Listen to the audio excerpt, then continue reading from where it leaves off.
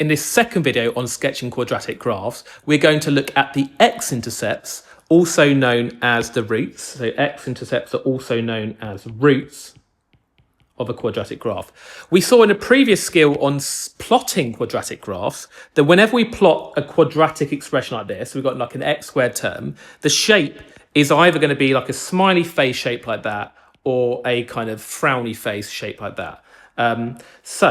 But we want to, in this particular case, work out the x-intercepts of the graph. Now, if I was to plot some axes like this, the graph is going to look something like this, right? And we're particularly interested where this graph cuts the x-axis. So we want the x-intercepts. It's where the graph cuts the x-axis, which are these 2 points here. So this point here and this point here. These are the x-intercepts where the graph cuts the x-axis, also known, as we said, as the roots. Now, what do we know about the coordinates of these points here? Well, we can see that the y value of this point is 0 and the y value of this point is 0. In general, any point on the x-axis, the y coordinate will always be 0. So in this equation here, we've got y equals x squared minus 2x minus 3. We want to make the y value 0. So we make that y, we substitute the y for 0, and we're now going to solve this equation here, right?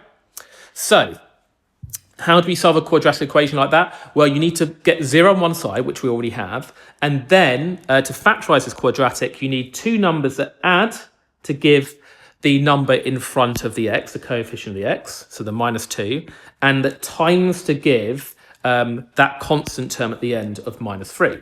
What two numbers add to give negative 2 and times to give minus 3? Well, just think of the number that times to give 3. Well, because it's prime, it's 3 times 1, right? That's the only way you can do it.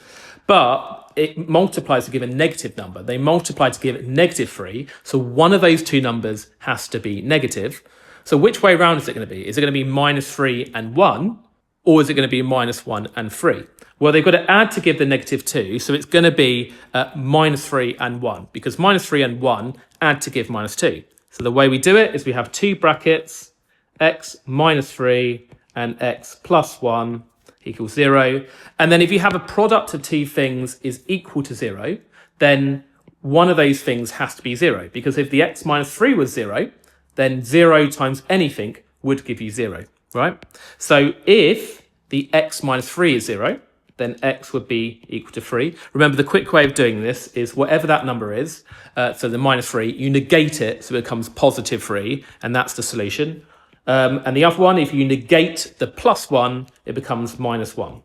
And that tells you what the values of x are when the y value is 0, because we made y 0. So in that case, this has got to be the minus 1, and that's got to be the 3. And therefore, those are the x-intercepts. We've got minus 1 and 3, and we're done.